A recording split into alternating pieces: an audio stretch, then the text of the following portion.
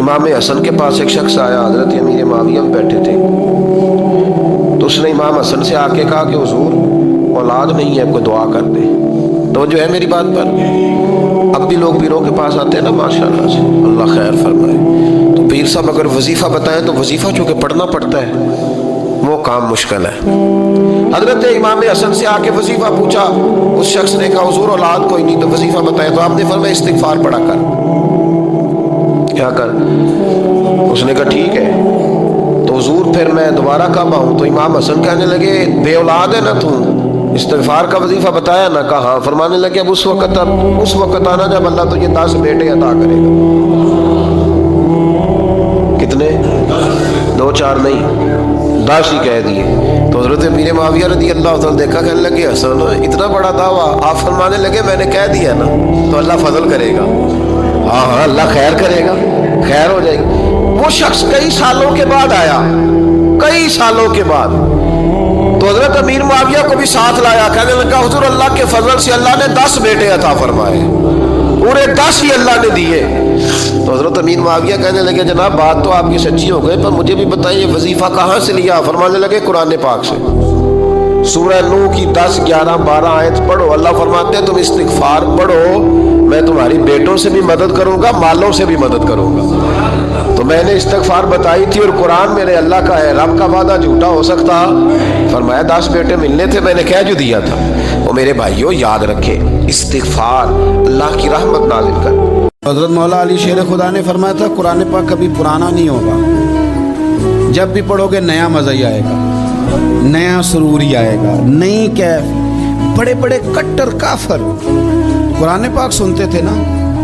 ایک دن عتبہ کہنے لگا ابو جہل سے اور دیگر لوگوں سے کہ بڑی ہو گئی لڑائی، بڑی ہو گئی بحث، اس طرح کرتا ہوں میں جا کے نہ تو محمد ابن عبداللہ صلی اللہ علیہ وسلم، میں جا کے بات کرتا ہوں حضور سے۔ عتبہ آ گیا، کہنے لگا میں مذاکرات کرتا ہوں۔ سب نے کہا چل تو سیانا آدمی ہے، سمجھدار ہے، چلا جا۔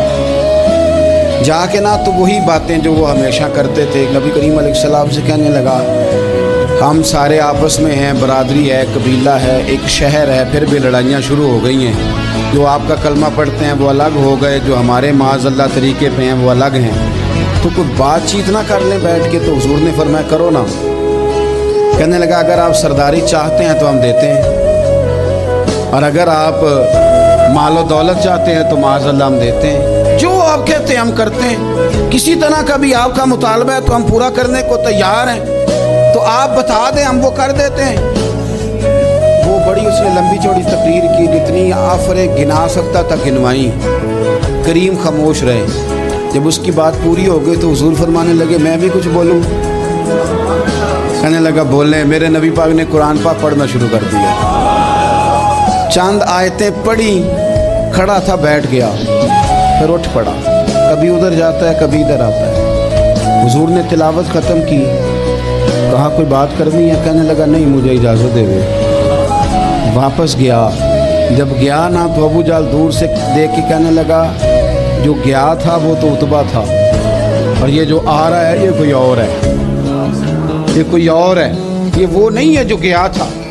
واپس آیا تو کہا کیا طے ہوا؟ کہنے لگا یار طے کیا کرنا ہے، میں نے شاعر بھی دیکھے، کاہن بھی دیکھے، جادوگر بھی دیکھے، میں نے زمانہ گھوما ہے، اور جو قرآن وہ پڑھتے ہیں وہ بندے کا کلام نہیں، وہ رب کریم کا ہی کلام ہے، وہ اللہ کا کلام ہے۔ تم نہیں مقابلہ کر سکتے، تم باز آ جاؤ، وہ تمہارے بس کی بات نہیں۔ تیرے آگے ہیں یوں دبے لچے فصحا عرب کے بڑے بڑے، کوئی جان منہ میں زبان نہیں بلکہ جسم میں جان نہیں، اور کروں تیرے نام پہ جان فدا، نہ بس ایک جان 2 جہاں فدا، میرا 2 جہاں سے بھی نہیں جی بھرا، میں کروں کیا کروڑوں جہاں نہیں۔ جو لوگ غریب کہلاتے ہیں نا، وہ ذرا میری بات پہ زیادہ توجہ کریں، غریبوں کو سنانے لگا ہوں، غریب ذرا توجہ کریں۔ غسان کے بادشاہ نے اسلام قبول کر لیا، اور اسلام قبول کرتے ہی وہ آئے حج کرنے۔ حج کے بعد فارغ ہوئے تو ایک نفلی طواف کر رہا تھا غسان کا بادشاہ، شاہ غسان۔ آج تو خانہ کعبہ میں بھی وی آئی پی پروٹوکول ملتا ہے، آج تو مسجد نبی میں بھی وی آئی پی پروٹوکول ہوتا ہے، یہاں آ کے بھی، یہاں بھی اور دیکھتے صحیح تجھ کھڑا کہاں ہے، طواف کعبہ ہو رہا ہے، اور गस्सान के बादशाह ने जुब्बा पहना हुआ है बारीक और लंबा, वो तवाफ़ काबा कर रहा था तो एक गरीब आदमी का पैर उसके जुब्बे पे आ गया। जब पैर आया तो उसने पलट के गरीब के मुंह पे थप्पड़ मारा। जब थप्पड़ मारा तो उस गरीब ने सैयदना फारूक आजम की अदालत में मुकदमा कर दिया, कहा बादशाह ने थप्पड़ मारा है। हजरत उमर फारूक रदी अल्लाह ताला अन्हु ने बादशाह को बुलाया, फरमाया तूने उस गरीब को मारा है? कहा जनाब उसने पैर रखा था। तो फरमाया पैर रखा था तो क्या हो गया, तूने क्यों लंबा जुब्बा पहना था, तुझे सिमट के चलना चाहिए था। कहा मेरे लिए हुक्म क्या है?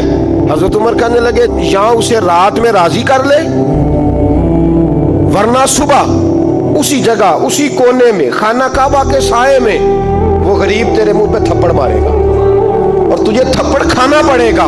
गरीबों सुनो सुनो, सारी रात वो गुस्सान का बादशाह गरीब की मिन्नत करता रहा तो राजी हो जा।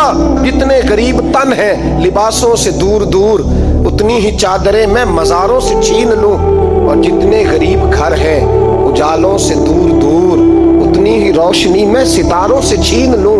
इतनी तो हिम्मतें हो मेरी कम से कम बुलंद कि शाहों के ताज फख्र इशारों से छीन लूं। तुम्हारी ज्यादती है, तुमने जुल्म परवान चढ़ाया है।